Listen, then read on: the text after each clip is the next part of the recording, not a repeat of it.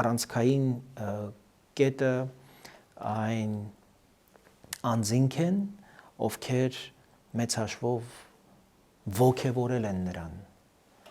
խրախուսել են նրան գնալու այդ արկածախնդրության,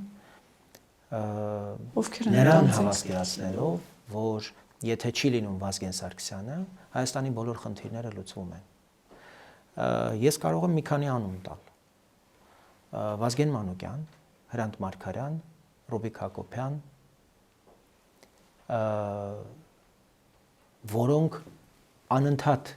հանդիպել են Նայիրին նրան ոգևորող այսպես նպատակով։ Եվ պատահական չի, որ Վազգեն Մանուկյանը դուրս եկավ ազգային ժողովից եւ ասեց, սրանք մի քանի ռոմանտիկներ են, ոչ մի բան չկա բացահայտելու, ամեն ինչ պարզ է։ Մարգարյանն էլ սրբության սրբոց է համարում։ Մարգարյանը վերջերս նաեւ ասում էր, որ հոկտեմբեր 27-ը ժողովրդական պորտկում էր, ցասում էր։ Եվ դա կարող է կրկնվել։